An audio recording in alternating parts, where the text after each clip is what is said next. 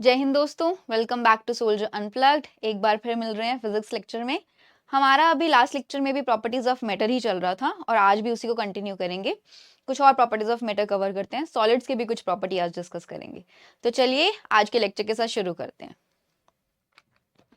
आज हमारा topic pressure से रिलेटेड ही है कि प्रेशर का इफेक्ट बॉइलिंग पॉइंट और मेल्टिंग पॉइंट पे क्या होता है। ये जानने से पहले ये चेक करते हैं कि ये बॉइलिंग पॉइंट और मेल्टिंग पॉइंट क्या चीज है। मेल्टिंग पॉइंट क्या होता है? कोई भी हमारे पास सब्सटेंस है, उसकी अगर स्टेट चेंज हो रही है, फॉर एग्जांपल हमारे पास सॉलिड है और हमने उसको एक ऐसी हीट दी, इतने टेम्परेचर पे रखा कि उसका स्टेट चेंज हो गया और अभी वो सॉलिड से लिक्विड में कन्वर्ट हो गया, दैट इज मेल्टिंग पॉइंट।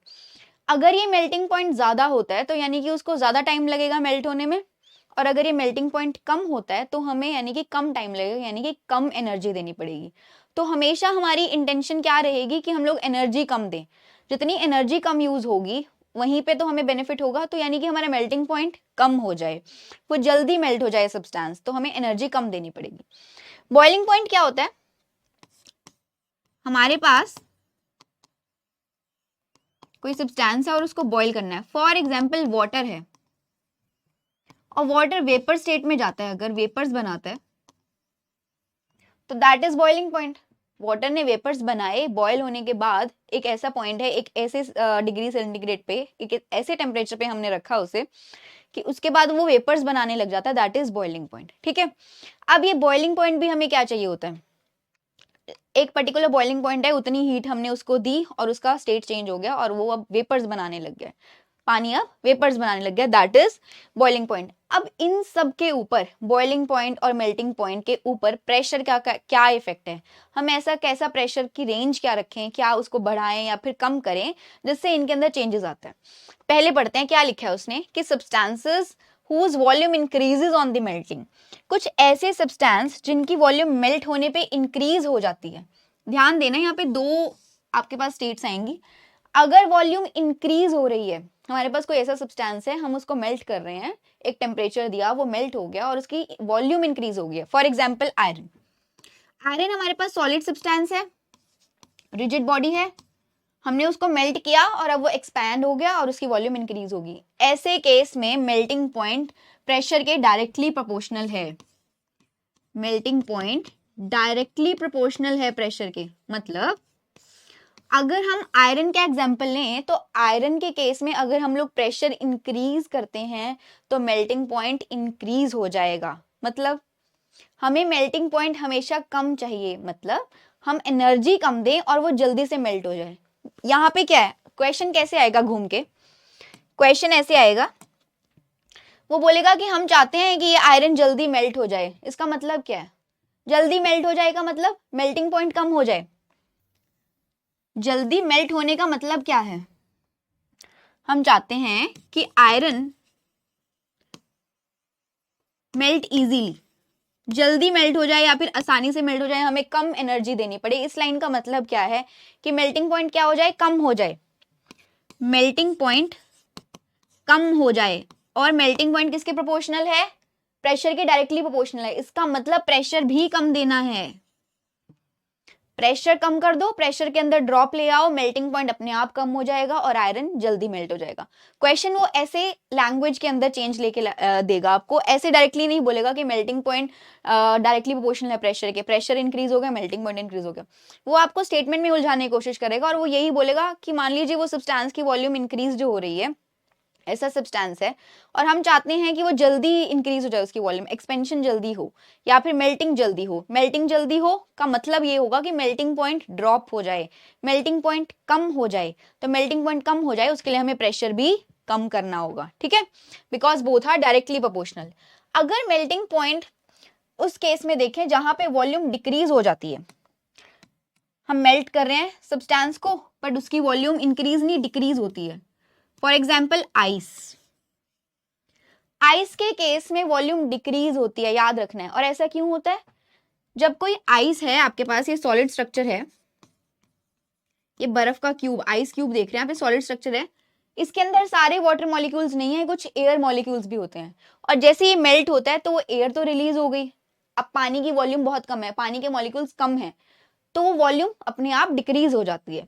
तो वॉल्यूम अगर डिक्रीज होती है ऐसे सब्सटेंसेस के लिए मेल्टिंग पॉइंट इनवर्सली प्रोपोर्शनल रहेगा प्रेशर के, मेल्टिंग पॉइंट इनवर्सली प्रोपोर्शनल रहेगा। तो इसमें क्या, इसका मतलब क्या हुआ, मैं चाहती हूँ कि ये आइस क्यूब जो है ये जल्दी मेल्ट हो जाए, मेरे को क्या करना है, मेल्टिंग पॉइंट मुझे क्या चाहिए, कम चाहिए, मैं इसको जल्दी मेल्ट करवाना चाहती हूँ तो मुझे मेल्टिंग पॉइंट क्या चाहिए, कम चाहिए। और ये कम मेल्टिंग पॉइंट मुझे कब मिलेगा, जब मैं प्रेशर ज्यादा लगाऊंगी, इनवर्सली प्रोपोर्शनल।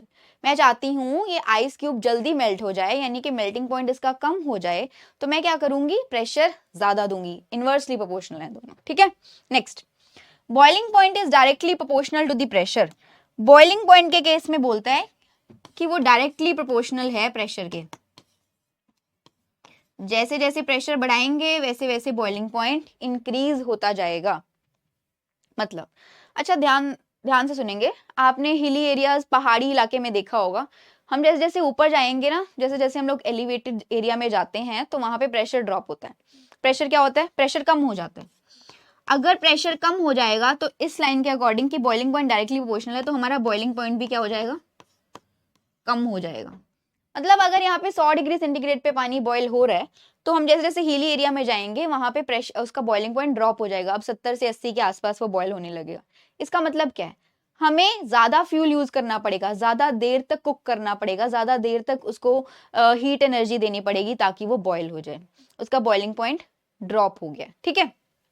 अच्छा, दूसरा तरीका क्या है, प्रेशर डिक्रीज हो गया तो बॉइलिंग पॉइंट भी डिक्रीज हो गया। एक और तरीका क्या होता है इसको सेटल करने का, इसको दोबारा से उसी फॉर्म में लेके आने का, ये है कि हम लोग प्रेशर कुकर्स यूज करते हैं। वहां पे हिली एरियाज में प्रेशर कुकर यूज करना एक बहुत अच्छा सॉल्यूशन होता है इसको सॉर्ट आउट करने का, क्योंकि वहां पे प्रेशर दोबारा से उसी लेवल पे ले आते हैं और फिर उसके अकॉर्डिंग बॉइलिंग पॉइंट भी वही आ जाता है, ठीक है।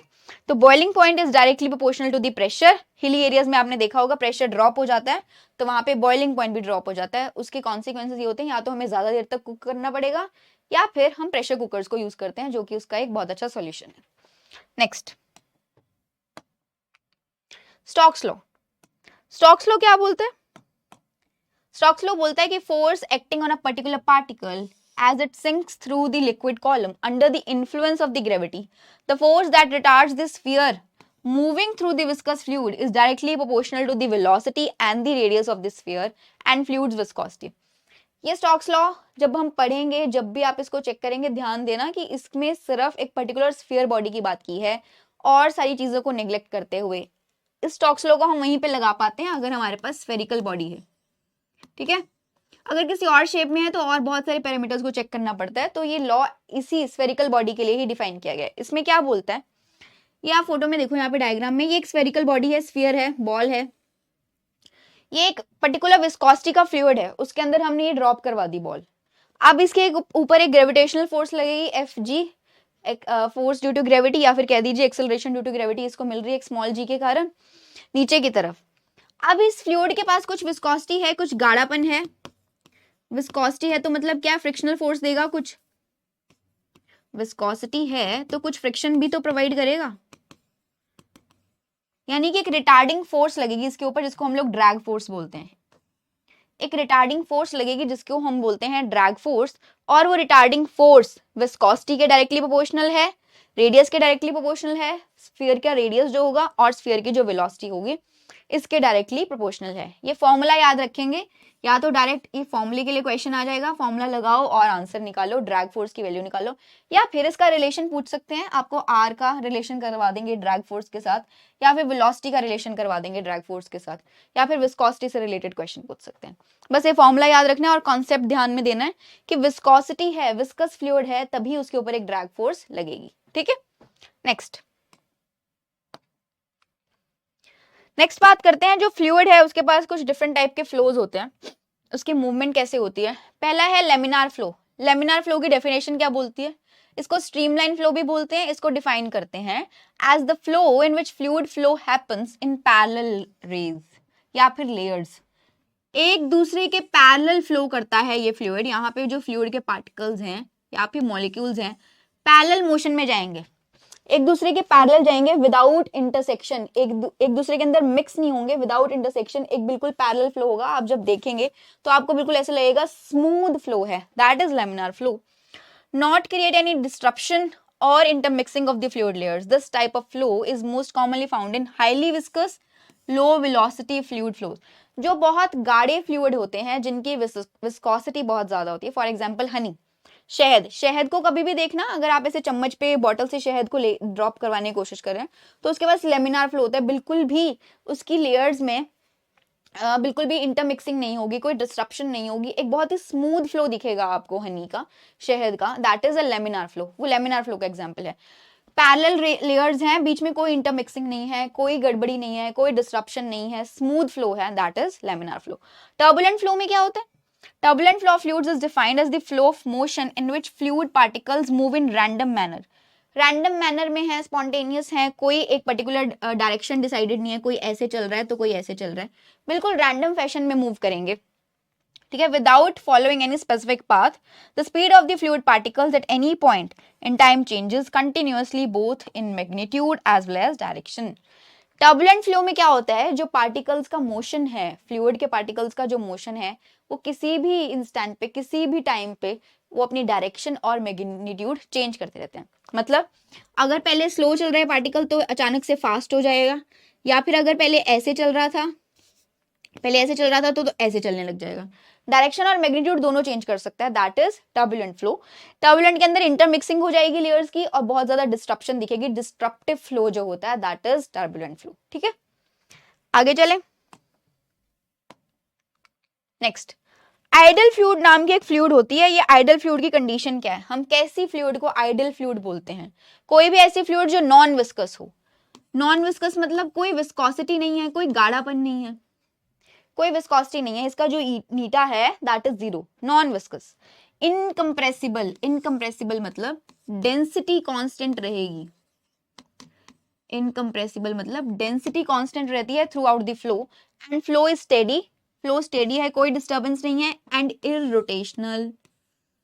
कोई एंगुलर वेलोसिटी या फिर एंगुलर मोमेंटम नहीं है उसके पास. पढ़ते हैं क्या क्या स्पेसिफिकेशन है आइडल फ्लूइड की. स्टेडी फ्लो, मैग्नीट्यूड और डायरेक्शन जो है फ्लूइड की वो चेंज नहीं होती टाइम के साथ. टर्बुलेंट फ्लो में अभी आपने पढ़ा कि फ्लूइड का ऐसा फ्लो, टर्बुलेंट फ्लो में वहां पे स्पीड, मैग्नीट्यूड और डायरेक्शन दोनों चेंज हो रही थी स्पीड की. ठीक है, उस वेलोसिटी बढ़ भी सकती है और घट भी सकती है और वो डायरेक्शन भी चेंज कर सकते हैं. बट स्टेडी फ्लो है आइडल फ्लूइड के पास, ना तो मैग्नीट्यूड चेंज हो ना ही डायरेक्शन. इनकम्प्रेसिबल का मतलब क्या है? डेंसिटी कांस्टेंट रहेगी throughout the flow. Fluid के फ्लो के टाइम पे, मोशन के टाइम पे डेंसिटी हमेशा सेम रहेगी, डेंसिटी में कोई चेंज नहीं आएगा.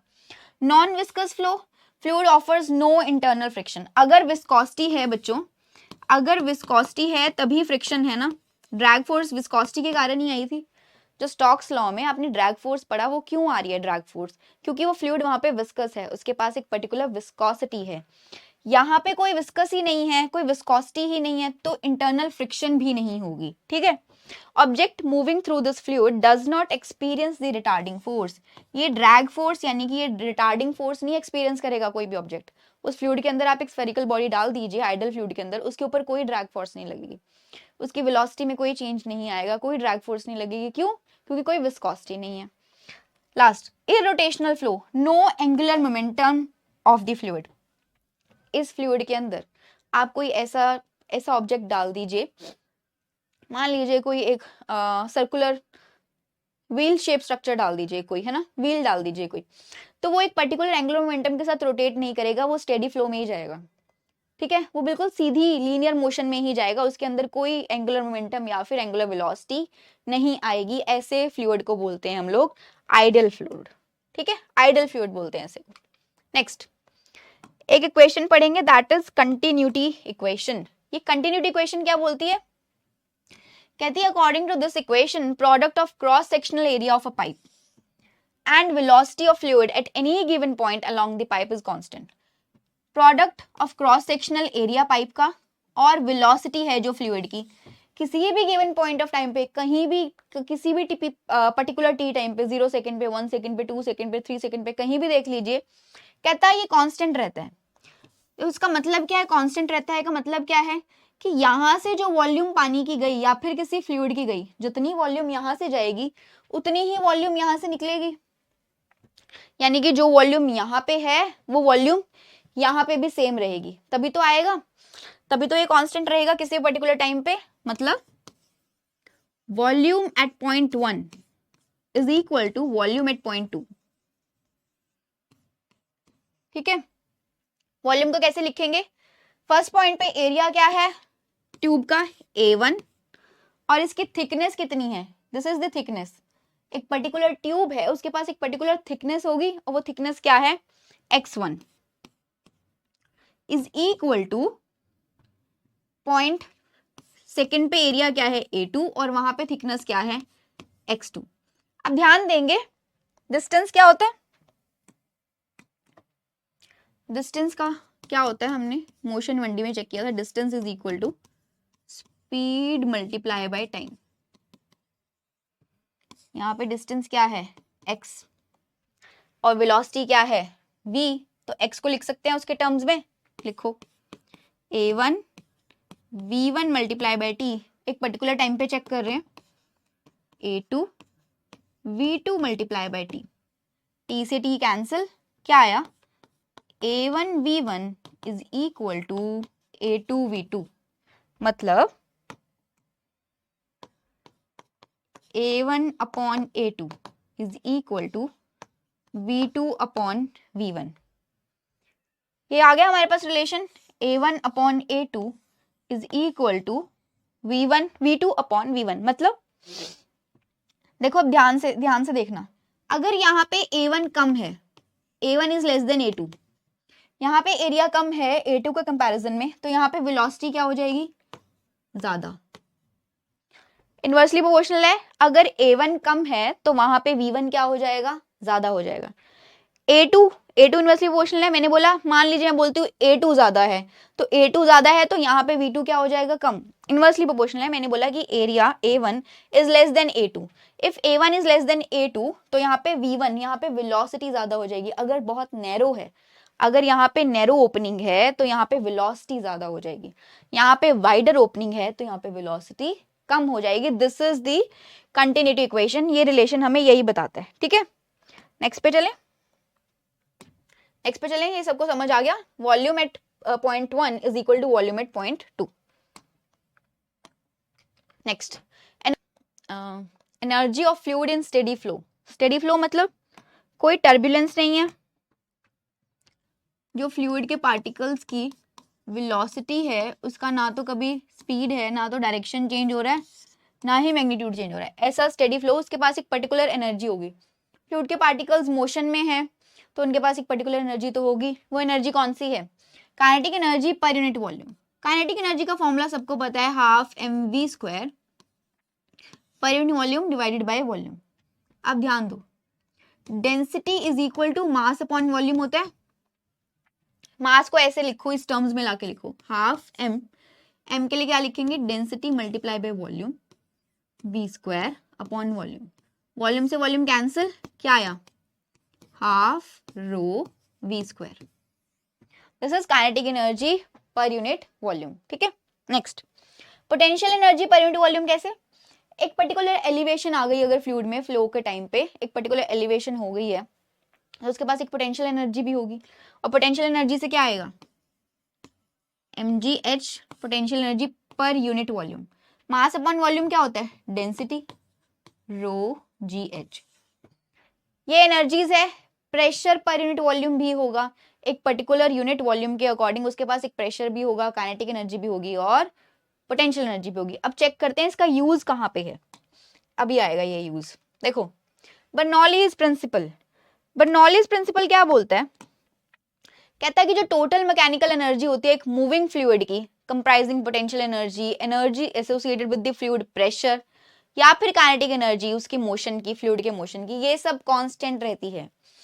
स्टेडी फ्लो में अगर फ्लूइड मूव कर रहा है, उसके फ्लो के दौरान उसके पास अगर कोई भी पोटेंशियल एनर्जी है, काइनेटिक एनर्जी है, प्रेशर है, प्रेशर एनर्जी है, यानी कि energy associated with the fluid pressure, उसके प्रेशर के कारण जो उसके पास एक एनर्जी है, वो सारी एनर्जीज क्या रहती हैं, कांस्टेंट रहती हैं, यानी कि मैकेनिकल एनर्जी कांस्टेंट रहती है। मतलब मान लीजिए पोटेंशियल एनर्जी को नेग्लेक्ट कर देते हैं, मान लो कोई एलिवेशन नहीं हुई है, ठीक है, मान लीजिए हम सिर्फ प्रेशर एनर्जी और ये काइनेटिक एनर्जी की बात करते हैं।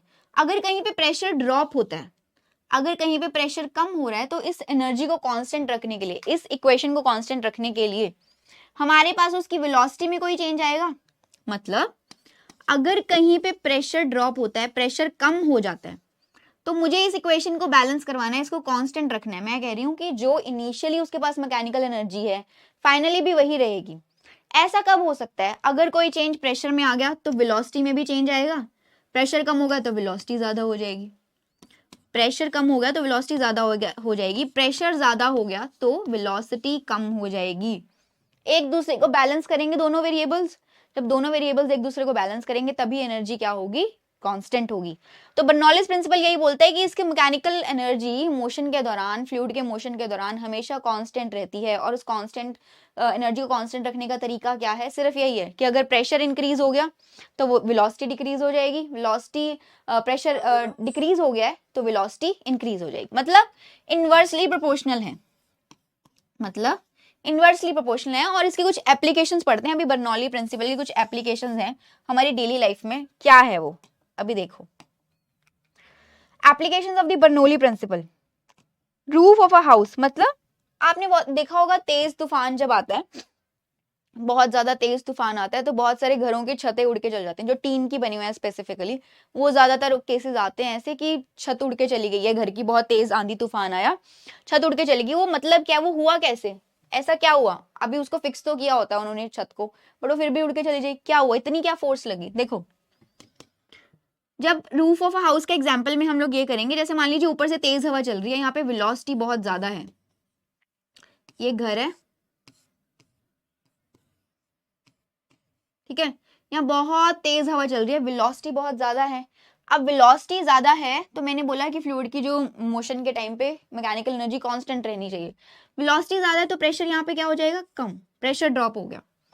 अब घर पूरा बंद है, यहाँ पे तो कोई प्रेशर ड्रॉप नहीं हो, यहाँ पे तो प्रेशर मैक्सिमम है। प्रेशर घर के अंदर तो ज्यादा है हमेशा, यहाँ पे कोई प्रेशर ड्रॉप नहीं हो, यहाँ पे वेलोसिटी ज्यादा है हवा की तो प्रेशर कम हो गया।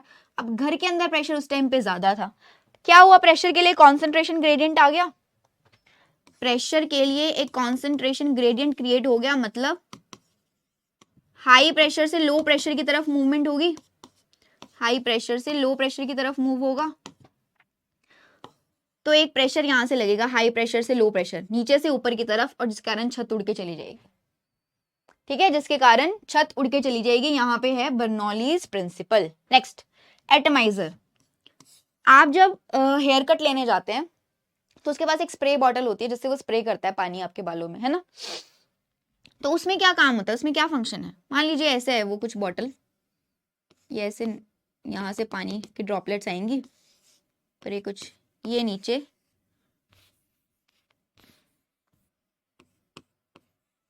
ठीक है, इसमें पानी होता है। यहाँ पे मैं कुछ एक फिजिकल एनर्जी देती हूँ जिससे मैं ये बटन प्रेस करूंगी और मैं फिजिकल एनर्जी दूंगी, यहाँ पे वेलोसिटी इंक्रीज करवा दूंगी। मैंने यहाँ पे जब मैं इसको ऐसे प्रेस कर रही हूँ मैंने वेलोसिटी इंक्रीज करवा दी। जब वेलोसिटी इंक्रीज हुई तो यहाँ पे प्रेशर ड्रॉप हो जाएगा। बैलेंस रखना है ना, वेलोसिटी इंक्रीज करवाई तो प्रेशर ड्रॉप हो गया, प्रेशर ड्रॉप हो गया। अब यहाँ पे प्रेशर फिर से ज्यादा है पानी का, इस कंटेनर के अंदर जो वाटर है उसका प्रेशर हमें अभी ज्यादा है क्योंकि यहाँ पे प्रेशर ड्रॉप हो गया। अब प्रेशर ज्यादा है तो बस फिर वही high pressure to low pressure move होगा, हाई प्रेशर से लो प्रेशर की तरफ मूवमेंट होगी, पानी नीचे से ऊपर की तरफ जाएगा और वो स्प्रे अच्छे से हो जाएंगे, आपके बालों में पानी आ जाएगा। ठीक है, ऐसे ही काम करता है ये एटमाइजर। ठीक है, एयरप्लेन। एयरप्लेन कैसे हवा में उड़ रहा है? बहुत सारे रीजंस हैं, एक पर्टिकुलर रीजन ये है, उसको एक एयरलिफ्ट मिलती है, उसको एक ऊपर की तरफ फोर्स मिलती है। वो कैसे मिलती है? देखो, ये कुछ ऐसी बॉडी है एयरप्लेन की, गलत बन गई है थोड़ी सी, ठीक है, ये कुछ ऐसी बॉडी है,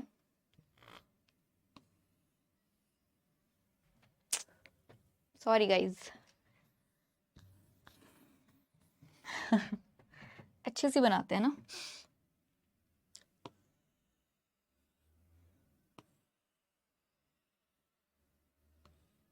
चलो फाइनली कुछ ऐसी बॉडी है। यहाँ पे क्या होता है, यहाँ पे वेलोसिटी ज्यादा है एयर की, ठीक है, यहाँ पे वेलोसिटी ज्यादा है एयर की, तो यहाँ पे एक प्रेशर ड्रॉप हो जाएगा, प्रेशर कम हो जाएगा। वेलोसिटी ज़्यादा है एयर की, प्रेशर ड्रॉप हो जाएगा, और नीचे प्रेशर ज़्यादा रहता है। नीचे बॉडी के एयर के जो विंग्स हैं, उनके नीचे एयर के जो विंग्स ऐसे शेप में होते हैं, उनके नीचे नीचे वाली जगह पे प्रेशर ज़्यादा रहेगा, प्रेशर ऊपर ऊपर कम हो जाता है क्योंकि यहाँ पे हवा की वेलोसिटी ज़्यादा है, ठीक है, एयर वेलोसिटी ज़्यादा है, नीचे प्रेशर ज़्यादा हो जाता है। अब इसके कारण क्या होगा, वही एयरलिफ्ट, एक फोर्स मिल रही है उसको ऊपर की तरफ, एक एनर्जी मिल रही है, दैट इज हाई प्रेशर से लो प्रेशर की तरफ, high pressure to low pressure move होगा। नीचे से एक उसको अपलिफ्ट मिलेगा क्योंकि नीचे हाई प्रेशर है, ऊपर लो प्रेशर है, तो हाई प्रेशर से लो प्रेशर की तरफ एक अपलिफ्ट मिलेगा उसको जिसके कारण एयरप्लेन हवा में उड़ पाता है, ठीक है। ये कुछ प्रैक्टिकल एप्लीकेशंस है बर्नौली प्रिंसिपल की। नेक्स्ट, इलास्टिसिटी क्या होता है?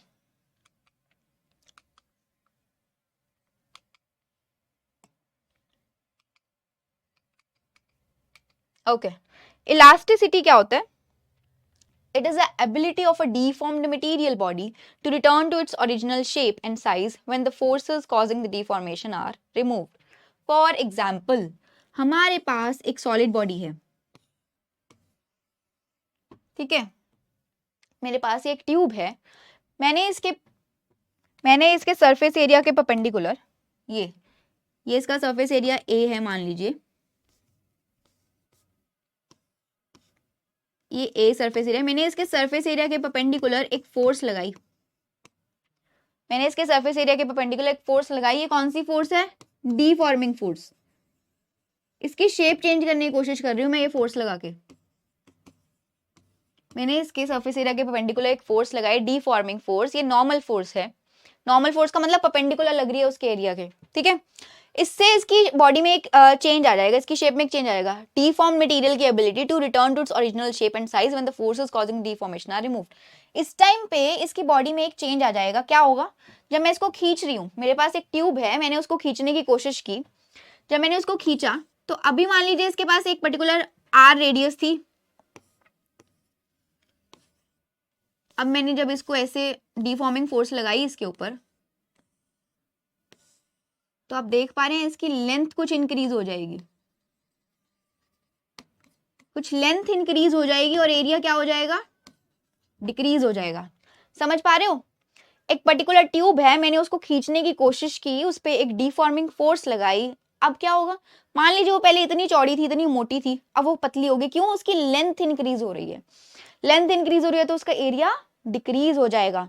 और ये फोर्स हटाने के बाद अगर वो मटेरियल अपनी पुरानी शेप में आ जाता है, जैसे ही मैंने फोर्स लगाई उसको छोड़ दिया, अगर वो दोबारा उसी पोजीशन में आ जाता है तो उसको बोलते हैं इलास्टिसिटी। किसी भी बॉडी की एबिलिटी डीफॉर्म मटेरियल की, ताकि वो अपनी ओरिजिनल शेप में आ जाए और उस साइज में आ जाए, उसको बोलते हैं इलास्टिसिटी। डीफॉर्मिंग फोर्स क्या है? Force when applied on a body produces change in its length, volume और शेप। किसी भी पूरी सी कॉन्फ़िगरेशन में चेंज आ जाए, चाहे उसकी लेंथ चेंज हो, वॉल्यूम चेंज हो, शेप चेंज हो, उस फोर्स को बोलते हैं deforming force. Perfect elastic body क्या होती है? If a body completely regain it's original shape. मैंने स्ट्रेच किया, कोई भी ऐसा मटेरियल है मेरे पास, मैंने उसको खींचा, उस पर एक डिफॉर्मिंग फोर्स लगाई और जैसे फोर्स छोड़ी वो बिल्कुल एग्जैक्ट उसी शेप में आ गया जैसे वो पहले था, कोई चेंज नहीं आया उसकी शेप में, बिल्कुल वैसा ही है जैसा मुझे पहले दिख रहा था। उसको बोलते हैं परफेक्ट इलास्टिक बॉडी। अपनी पुरानी वाली शेप को रीगेन कर लेना, ठीक है, उसको बोलते हैं perfect elastic body. Plastic body क्या होती है? Body that has no tendency to regain its shape after removal of a deforming force. Plastic body वो होती है, मैंने डिफॉर्मिंग फोर्स लगाई, वो खिंच भी गया, डिफॉर्मिंग फोर्स लगाई, वो खिंच भी गया, बट जैसे ही मैंने छोड़ा ना उसको, वो अपनी पुरानी शेप में नहीं आ पाया। जैसे ही मैंने उसको छोड़ा वो अपनी पुरानी शेप में नहीं आया, तो ऐसी बॉडीज को क्या बोलते हैं? Plastic body. प्लास्टिसिटी वर्ड आ जाए, प्लास्टिक बॉडी वर्ड आ जाए, मतलब उनके पास इलास्टिसिटी नहीं है, वो अपनी पुरानी शेप में नहीं आ पाते डिफॉर्मिंग फोर्स हटाने के बाद भी। Next, elastic limit, maximum deforming force up to which body retain it property of elasticity. एक पर्टिकुलर लिमिट होती है हर किसी ऑब्जेक्ट की, हर किसी मटेरियल की। मेरे पास कोई रबर है, हेयर रबर लगा लीजिए जो आप अपने बालों में डालते हैं, ठीक है, मैंने उसको खींचा, उसकी एक पर्टिकुलर लिमिट होगी जहां तक खींचने के बाद वो, अब मैंने उसको एक पर्टिकुलर लिमिट तक खींचा, उतनी ही फोर्स लगाई, अब अगर मैं ड्रॉप करती हूँ, फोर्स को छोड़ देती हूँ, तो अपनी पुरानी पोजीशन में आ जाता है। बट अगर उस लिमिट से ज्यादा फोर्स लगा दी ना, उस लिमिट से ज्यादा मैंने खींच लिया, अब चाहे मैं डिफॉर्मिंग फोर्स हटा भी दूं, वो अपनी ओरिजिनल शेप में नहीं आ पाएगा। Got it? इलास्टिक लिमिट क्या है? वो ऐसी लिमिट जहां तक फोर्स लगाने के बाद फोर्स रिमूव करी हमने तो वो अपनी दोबारा से वही इनिशियल पोजीशन ले ले तो ठीक है। अगर मैंने उस इलास्टिक लिमिट से ज्यादा फोर्स लगा दी और अब मैं वो डिफॉर्मिंग फोर्स हटा रही हूँ तो वो अपनी पुरानी शेप नहीं ले पाता, तो मैंने क्या किया, उसकी इलास्टिक लिमिट को क्रॉस कर दिया। ठीक है, वो एक पर्टिकुलर लिमिट जहां पे फिर से वो अपनी पुरानी पोजीशन अटेन कर सकता है, that is the elastic limit. Next, stress क्या होता है? वो वाला स्ट्रेस नहीं जो हमें एग्जाम्स के कारण हो जाता है, ये वो वाला स्ट्रेस नहीं है। बट एग्जाम्स के कारण जो स्ट्रेस आप लोगों को हो रहा है लेने की जरूरत नहीं है, ये वाला स्ट्रेस पढ़ो, ये वाला स्ट्रेस चला जाएगा जो आपको है। ठीक है, स्ट्रेस चलता है, स्ट्रेस सबको होता है बच्चों, सिर्फ आपको ही नहीं, हमें भी होता है ना। हम सबके कुछ कुछ लाइफ में प्रॉब्लम्स चलते रहते हैं। इनफैक्ट एग्जाम क्रैक करने का भी अलग ही स्ट्रेस होता है, फिर और भी बहुत सारे एग्जाम्स होते हैं, है ना। ये करना है, वो करना है, कैसे करें, सब होता रहेगा लाइफ में, सब चलता रहेगा। घबराना नहीं है बिल्कुल भी, बस ध्यान से आराम से दिमाग को शांत करके काम करना है। जो भी जिस टाइम पे जो काम कर रहे हो, जब आप खेल रहे हो तो सिर्फ खेलने पे फोकस करना है, जब आप पढ़ाई कर रहे हो तो सिर्फ पढ़ाई पे, मतलब जिस मोमेंट पे आप जो काम करते हो ना उसको पूरी शिद्दत से करना है, फिर कभी स्ट्रेस नहीं होगा। अगर हमारा ध्यान इधर उधर रहता है ना, पढ़ाई कर रहे हैं तो कुछ और चल रहा है थॉट दिमाग में, यार वो क्या कर रही होगी, वहां पे क्या हो रहा होगा, वो तो मेरा फ्रेंड बास्केटबॉल खेल रहा होगा, मुझे भी खेल। जब खेलना है तब खेलना है, और जब पढ़ाई करनी है तब पढ़ाई करनी है, तब कभी स्ट्रेस नहीं होगा। ठीक है, back to our topic that is stress. Stress क्या है? Restoring force upon area. मैंने एक फोर्स लगाई, उस ऑब्जेक्ट के ऊपर एक फोर्स लगाई, डिफॉर्मिंग फोर्स, उसके ऊपर एक रीस्टोरिंग फोर्स भी लगाती है वो बॉडी ताकि वो अपनी पुरानी शेप में वापस आ सके, divided by area, this is stress. Restoring force divided by area is stress. इसकी यूनिट्स क्या है? पास्कल। निकाल के देखते हैं क्या, force per unit area. Force की क्या होती है? Dimensions mL(T-2) upon L square. एक L से एक L कट जाएगा, mL-1(T-2) यूनिट्स है हमारे पास स्ट्रेस की। फोर्स अपॉन एरिया एक और चीज होती थी, that is pressure. Pascal unit जो थी ये प्रेशर की भी तो थी, तो सेम हमारे पास स्ट्रेस की भी यूनिट्स हैं। और कैसे लिख सकते हैं यूनिट्स? ये तो हमने डायमेंशनल फॉर्मूला निकाल लिया इसका, force upon area is equal to stress. Force की यूनिट क्या होती है? न्यूटन, और एरिया की क्या होती है? Metre square. Newton per metre square, that is pascal. ठीक है, ये क्या है हमारे पास? स्ट्रेस के यूनिट्स, और ये है उसका dimensional formula. Next, types of stress. अभी स्ट्रेस तो पढ़ लिया क्या है, फोर्स पर यूनिट एरिया कहता है, उसके अंदर कुछ टाइप्स हैं, वो टाइप्स चेक करते हैं क्या है। पहला है टेंसाइल स्ट्रेस, लेंथ इंक्रीज करती है in the direction of the deforming force. कोई भी ऐसा स्ट्रेस जिसमें एक रीस्टोरिंग फोर्स लगी, मैंने मान लीजिए इस बॉडी को, मैंने इस बॉडी को क्या किया, इसके ऊपर एक फोर्स लगाई और मैं लेंथ इंक्रीज करने की कोशिश कर रही हूँ। इसकी लेंथ इंक्रीज किस दिशा में हो रही है?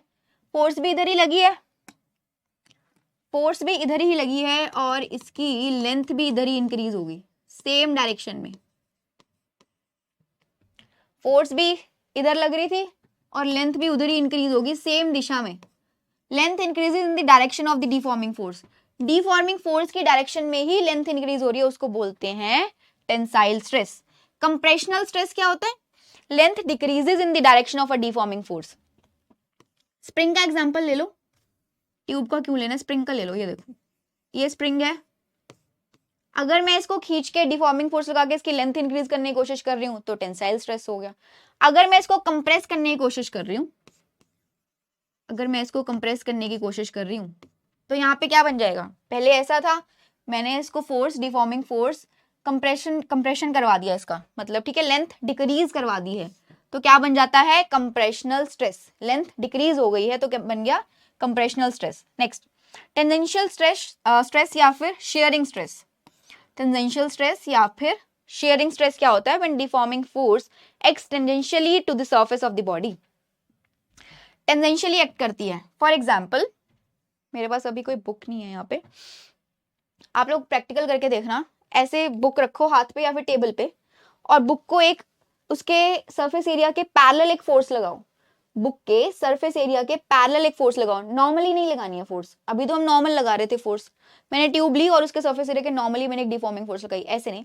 बुक को रखो हाथ पे या फिर टेबल पे, उसके सरफेस एरिया के पैरेलल एक फोर्स लगाओगे तो उससे जो उसके अंदर चेंज आएगा उसकी शेप में, that is because of tangential stress. When deforming force acts tangentially to the surface of the body, इसके अंदर जो चेंज आता है बॉडी में, शेप में चेंज आएगा, टेंजेंशियल फोर्स अप्लाइड पर unit area is the tangential stress. Tangential force applied पर यूनिट एरिया, ध्यान देना टेंजेंशियली फोर्स लगेगी। ऐसे बुक का एग्जांपल लेना, बुक का प्रैक्टिकल एग्जांपल करके देखना, ऊपर एक उसके पैरेलल एक फोर्स लगाएंगे उसके सरफेस एरिया के, तो उसकी बॉडी में एक चेंज आएगा, उसकी शेप में एक चेंज आएगा, वो टेढ़ी हो जाएगी थोड़ी सी, ठीक है। फॉर एग्जाम्पल कार्डबोर्ड बॉक्सेस देखे हैं आपने, गत्ते के डब्बे देखे हैं, गत्ते के डब्बे, उनके ऊपर ऐसे पैरेलल एक फोर्स लगाते हैं तो वो ऐसे टेढ़े हो जाते हैं। ऐसे है पहले कोई डब्बा, वो ऐसा हो जाएगा, ठीक है, ऐसे है एक बॉक्स और फिर वो बाद में ऐसे हो जाता है, चेंज हो जाता है, उसकी शेप चेंज हो जाती है, ठीक है। पैरेलल एक फोर्स लगानी है तो उसको बोलते हैं टेंजेंशियल स्ट्रेस। नेक्स्ट, स्ट्रेन क्या चीज है? स्ट्रेस पढ़ लिया, स्ट्रेन क्या चीज है? Change in configuration of a body divided by original configuration of a body. Change in configuration, ये मैंने डिफॉर्मिंग फोर्स लगाई, मैंने एक डिफॉर्मिंग फोर्स लगाई, टेंसाइल स्ट्रेस ले लेते हैं, मान लो टेंसाइल स्ट्रेस हो रहा है यहाँ पे, डिफॉर्मिंग फोर्स लगाई और इसकी लेंथ इंक्रीज होगी, डेल्टा एल से इसकी लेंथ इंक्रीज होगी, कॉन्फिगरेशन में चेंज आ गया। Change in configuration of a body upon original configuration, कितना चेंज आया है? डेल्टा एल, और इनिशियली क्या थी? एल। डेल्टा एल से चेंज हो गया, ओरिजिनल क्या थी? एल। तो change in configuration divided by the original configuration is strain. ये डायमेंशनलेस है क्योंकि जो चेंज आएगा लेंथ में that is also in metres, और लेंथ भी मीटर्स में, मीटर्स से मीटर्स कैंसिल, तो ये डायमेंशनलेस होती है और इसकी कोई यूनिट्स भी नहीं होती। तो ध्यान देंगे, स्ट्रेन के पास ना तो कोई डायमेंशन है और ना ही कोई यूनिट है। लॉन्गिट्यूडनल स्ट्रेन यही है कि लेंथ में कोई चेंज आ रहा है तो लॉन्गिट्यूडनल स्ट्रेन बोलते हैं। मैंने डिफॉर्मिंग फोर्स लगाई, उसकी लेंथ में चेंज आ गया, delta L upon L, that is longitudinal strain. Volumetric strain क्या होता है? वॉल्यूम में चेंज आ जाना। वॉल्यूमेट्रिक स्ट्रेस क्या स्ट्रेन क्या होता है? वॉल्यूम में चेंज आ जाना, या तो कंप्रेशन हो रही है या तो वॉल्यूम डिक्रीज हो जाएगी या फिर एक्सपेंशन होगी, वॉल्यूम इंक्रीज हो जाएगी। वॉल्यूम में कोई भी चेंज आए that is volumetric strain. Sharing strain, change in shape of a body without change in its volume. ये शेयरिंग स्ट्रेन वाला केस कहाँ पे हो रहा है बच्चों? मैंने जब मेरे पास जब शेयरिंग स्ट्रेस है, मैंने पैरेलल सरफेस के पैरेलल एक फोर्स लगाई, उसके कारण जो शेप में चेंज आया, कॉन्फिगरेशन में चेंज आया, दैट इज शेयरिंग स्ट्रेन। अब यहाँ पे ध्यान से देखो, शेयरिंग स्ट्रेन में एक थीटा एंगल पे चेंज आता है। मेरे पास ये बॉक्स पहले बिल्कुल ऐसे था और मैंने इसके सरफेस एरिया के पैरेलल, ये फोर्स देखो पैरेलल लग रही है, नॉर्मल फोर्स नहीं है, फोर्स पैरेलल लग रही है, उसके कारण उस पर एक एंगुलर चेंज आएगा थीटा। वर्टिकल के साथ थीटा लेंगे तो tan theta is equal to x, x का चेंज आया, tan theta is equal to x upon perpendicular upon base. tan theta is equal to perpendicular upon base. उसकी length क्या है? L या फिर H, यहाँ पे H लिखा हुआ है, L ले लो आप, हाइट और लेंथ L, और उसका चेंज कितना आ रहा है? थीटा। थीटा के लिए क्या है? tan theta is equal to perpendicular upon base, this is the perpendicular. So tan theta की वैल्यू निकाल लेंगे perpendicular upon base, that is x upon L, ठीक है। This is what? Shearing strain. हमने पैरेलल एक फोर्स लगाई surface area के, उसकी बॉडी में जो चेंज आएगा एक थीटा एंगल में, tan थीटा की वैल्यू निकालते हैं, that is perpendicular upon base यानी कि x अपॉन L। आगे चलते हैं। नेक्स्ट, हुक्स लॉ क्या बोलते हैं? हुक्स लॉ क्या बोलता है? Within elastic limit stress developed in a body is directly proportional to strain. Elastic limit क्या पता लगा? इलास्टिक लिमिट का मतलब मैंने वहां तक डिफॉर्मिंग फोर्स लगाई कि अगर मैं डिफॉर्मिंग फोर्स को रिमूव कर देती हूँ तो वो दोबारा से अपनी ओरिजिनल कॉन्फिगरेशन में आ जाए, बॉडी जैसे पहले थी वैसी दोबारा से हो जाए, तो उसकी इलास्टिक लिमिट में हमने एक फोर्स लगाई है। तो इलास्टिक लिमिट के अंदर जो स्ट्रेस बॉडी में आता है वो क्या बोलता है? कहता है डायरेक्टली प्रोपोर्शनल है स्ट्रेन के। स्ट्रेन मतलब क्या था, change in configuration upon original configuration. तो कहता है जो स्ट्रेस है that is directly proportional to strain, इसके लिए कोफिशिएंट आएगा बीच में E मल्टीप्लाई बाय स्ट्रेन, यानी कि stress upon strain is equal to E। This is our elastic limit, या फिर कह लीजिए मॉड्यूलस ऑफ इलास्टिसिटी इसको बोलते हैं। इस E को क्या बोलते हैं, मॉड्यूलस ऑफ इलास्टिसिटी। और हुक्स लॉ बोलता है कि ये स्ट्रेस और स्ट्रेन आपस में डायरेक्टली प्रोपोर्शनल है। तो इससे हमारे पास क्या निकल के आता है, stress divided by strain is equal to modulus of elasticity E। अब कुछ इलास्टिसिटी के मॉड्यूलस पढ़ते हैं, डिफरेंट डिफरेंट टाइप के हैं। पहला है यंग्स मॉड्यूलस ऑफ इलास्टिसिटी, जिसको Y से डिनोट करते हैं। इसमें क्या बोलते हैं कि जो नॉर्मल स्ट्रेस है, यानी कि नॉर्मल फोर्स लगी, force per unit area divided by longitudinal strain delta L upon L। Young's modulus of elasticity क्या डिफाइन करता है, इसको अच्छे से लिखते हैं। यंग्स मॉडुलस ऑफ इलास्टिसिटी आपको क्या बताता है, normal stress divided by longitudinal strain is Y। मतलब नॉर्मल स्ट्रेस क्या होगा, फोर्स डिवाइडेड बाय एरिया। इसको और कहां लिख सकते हैं,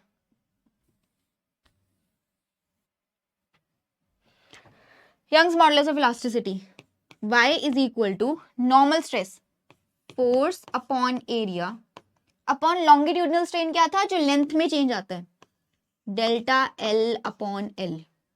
लेंथ में जो चेंज आएगा डेल्टा L अपॉन L, मतलब force upon area multiply by L upon delta L, multiply by L upon delta L।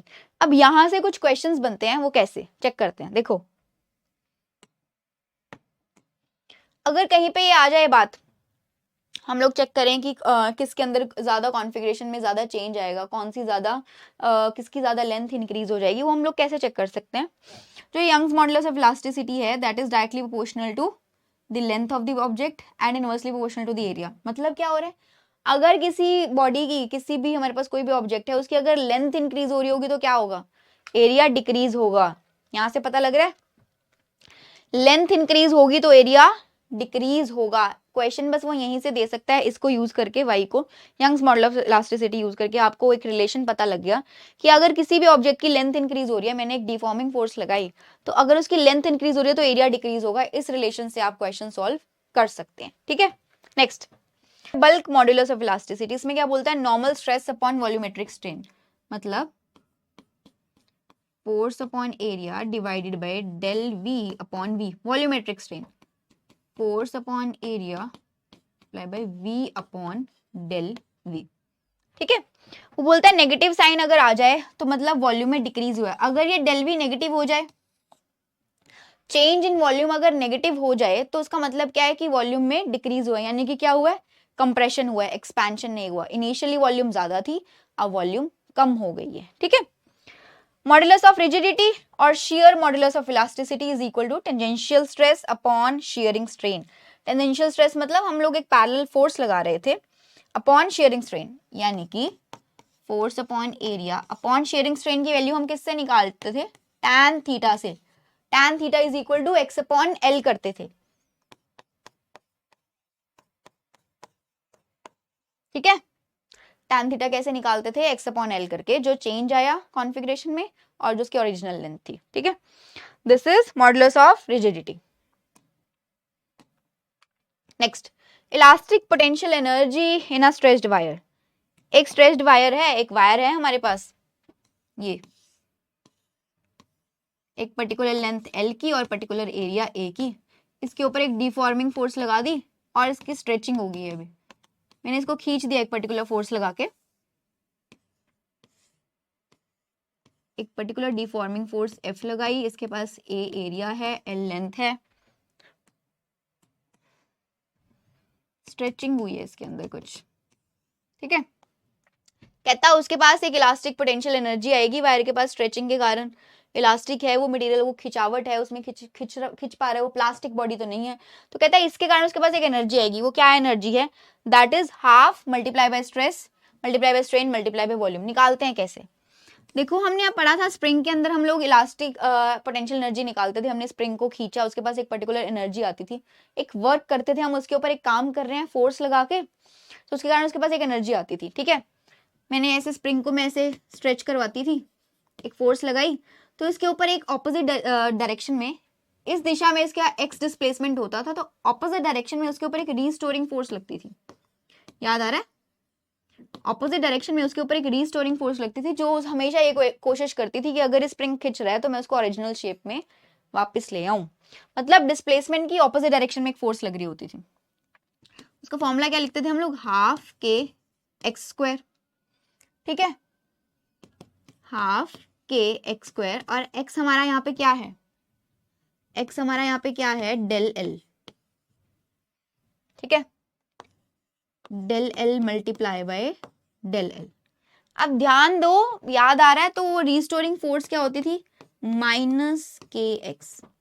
Restoring force क्या होती थी? जो ये स्प्रिंग वापस, एक इलास्टिक बॉडी है, वो अपनी कॉन्फिगरेशन को दोबारा अटेन करने की कोशिश तो करेगी, तो एक रीस्टोरिंग फोर्स लगाएगी, दैट इज माइनस के एक्स, विच इज,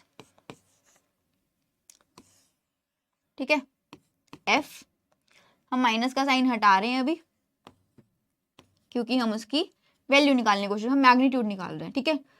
के डेल्टा एल, एक्स हमारा यहाँ पे क्या है? डेल्टा एल, एफ, ठीक है। नेक्स्ट, अभी ध्यान दो, अब मैं ऊपर और नीचे इसको वॉल्यूम से मल्टीप्लाई करती हूँ। ऊपर और नीचे मैंने मल्टीप्लाई कर दिया वॉल्यूम से, क्या आएगा? वॉल्यूम कैसे आती है? Area multiply by length. Area क्या है? ए, लेंथ एल, नीचे भी सेम, ठीक है। अब चेक करो, ये फोर्स अपॉन एरिया क्या बनता है? फोर्स अपॉन एरिया क्या है? स्ट्रेस। ये डेल एल अपॉन एल क्या बनता है? फोर्स अपॉन एरिया क्या है? Stress. Del l upon l क्या बनता है? Strain, longitudinal strain, multiply by l क्या है? वॉल्यूम। निकाल दिया हमने elastic potential energy stretch wire में, half multiply by stress multiply by strain multiply by volume. इससे आप इसकी इलास्टिक पोटेंशियल एनर्जी चेक कर सकते हैं। नेक्स्ट, पॉइजन्स रेशियो क्या है बच्चों? पॉइजन्स रेशियो क्या चीज है? पॉइजन्स रेशियो बोलता है कि जो लेटरल स्ट्रेन होता है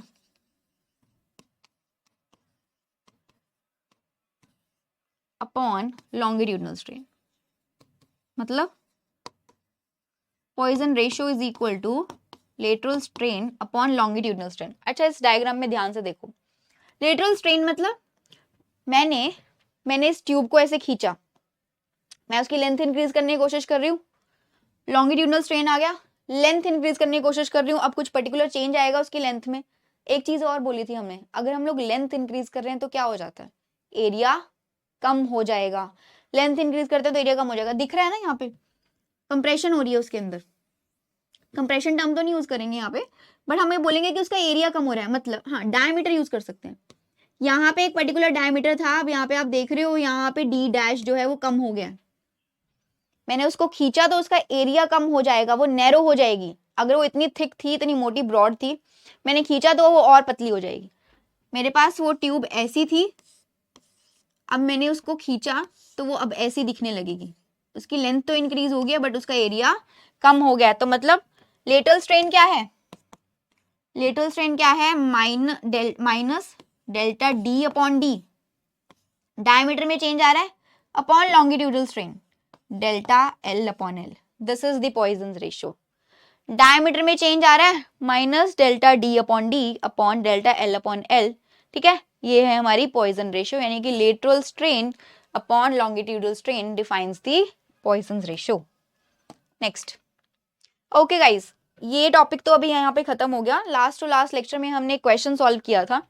इस क्वेश्चन में कुछ फॉर्मूला में मिस्टेक हो गई थी हमसे, यहाँ पे चेंज करना है मेरे को, मैं आपको बता दूं।